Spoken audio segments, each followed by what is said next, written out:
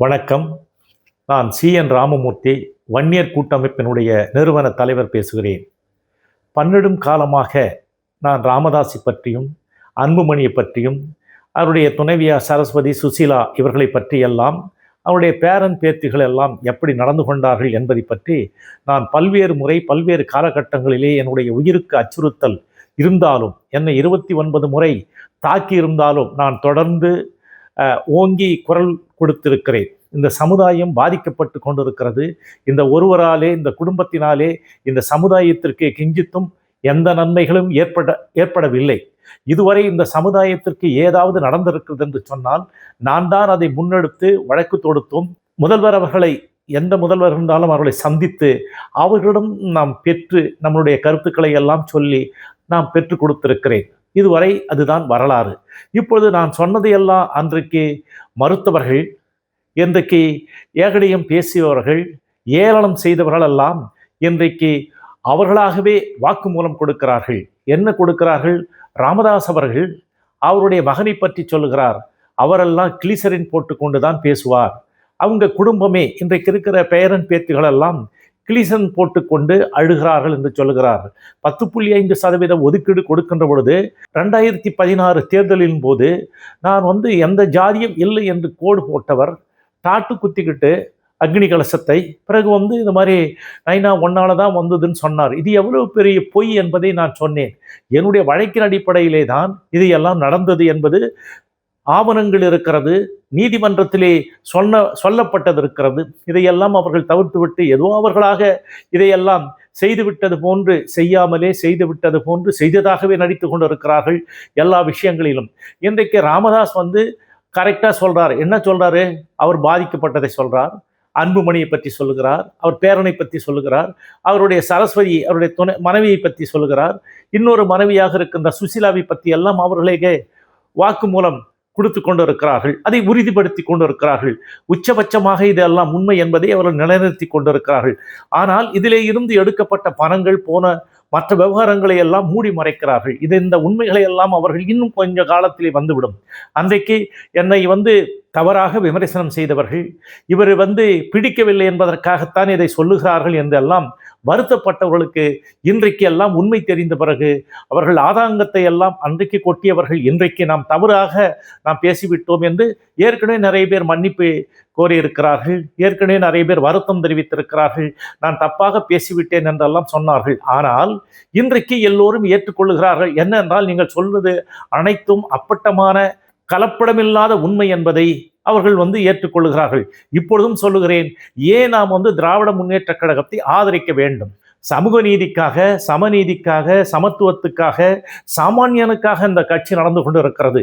இதிலே நமக்கு தேவையானவற்றை அவர்கள் செய்யவில்லை என்று காலதாமதம் படுத்தினாலும் நாம் அவரிடம் நம்மளுடைய கருத்துக்களை எடுத்து வைக்கலாம், போராடலாம், அவர்களை செய்ய சொல்லி நம்ம நிர்பந்தப்படுத்தலாம், அழுத்தம் கொடுக்கலாம். ஏனென்று சொன்னால், இந்த இடஒதுக்கீடு 10.5 என்பது எப்பொழுது வந்தது?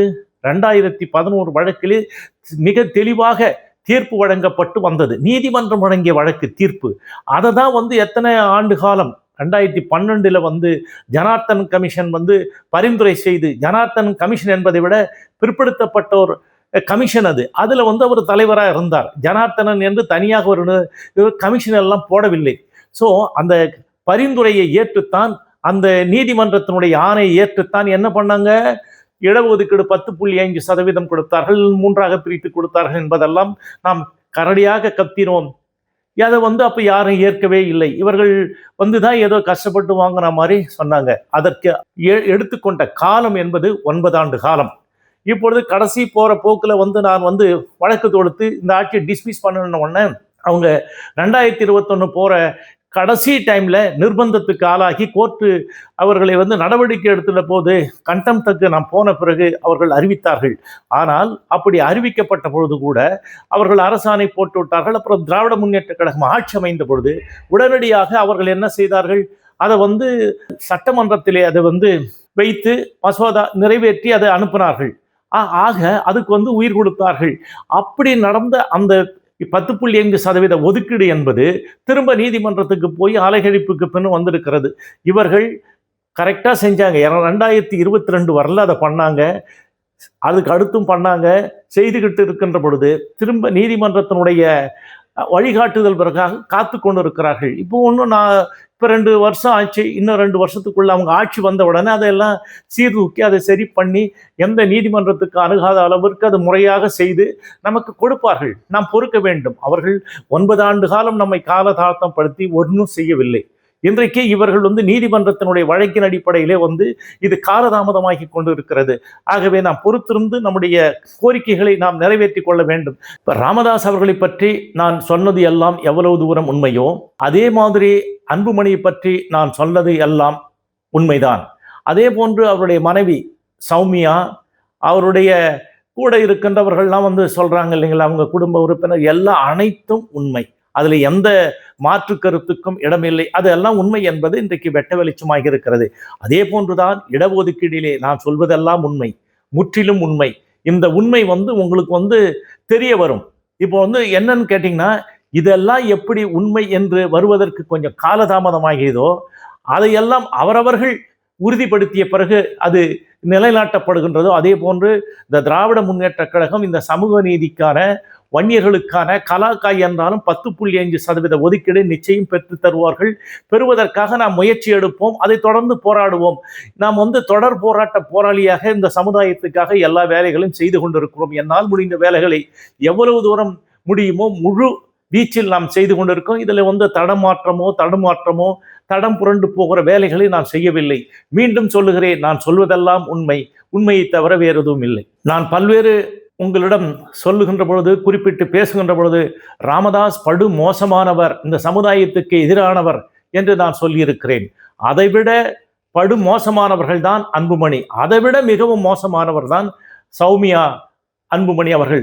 ஆக இவர்கள் இந்த குடும்பத்தை சார்ந்தவர்களும் இவர்களும் அவர்களை வளர்த்து கொள்ள வேண்டும், அவர்களுக்கு பொருளாதாரம் கிடைக்க வேண்டும், அவருடைய குடும்பம் மட்டுமே மேலோங்க வேண்டும் என்பதிலே தான் கவனம் செலுத்துகிறார்களே தவிர இந்த ஒட்டுமொத்த சமுதாயத்திற்கு ஒரு சின்ன கிள்ளி கூட அவர்கள் எந்த சமுதாயத்துக்கு செய்துவிடவில்லை.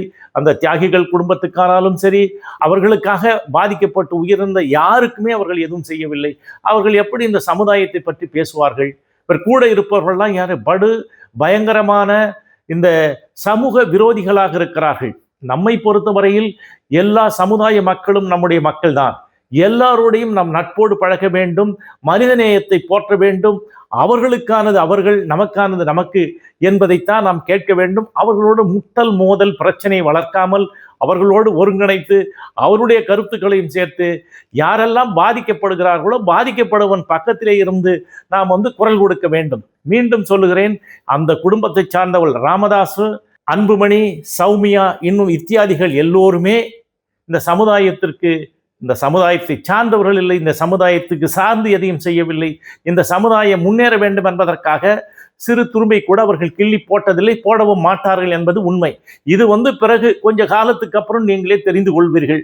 அவர்கள் நடவடிக்கையால அவர்களை பேசுகின்ற பொழுது அவர்களுடைய விவகாரங்களை எல்லாம் நீங்கள் பாருங்கள். உங்களுக்கு இன்றைக்கு செல் இருக்கிறது, எல்லா விஷயங்களும் விரல்நிலையிலே இருக்கிறது. நீங்கள் உடனுக்குடன் இந்த செய்திகளை எல்லாம் நீங்க பார்த்து நீங்க தெரிஞ்சுக்குங்க. இதுவரை என்னுடைய மானப்பருவ காலத்திலே இருந்து 56வது ஆண்டு இப்பொழுது நடைபெற்று கொண்டு இருக்கிறது. இந்த பொது வாழ்க்கையில ஈடுபட்டு நான் உங்களுக்காக உழைத்திருக்கிறேன், சிறை சென்றிருக்கிறேன்.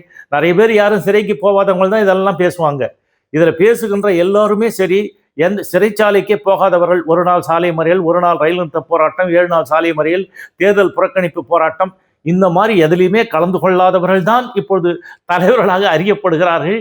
அவர்கள் கேட்டால் நாங்கள் அந்த காலத்திலே இருந்து நாங்கள் உழைத்தோம் என்கிறார்கள். நிச்சயமாக யாரும் இல்லை, அப்படிப்பட்டவர்கள் அதில் யாரும் இல்லை.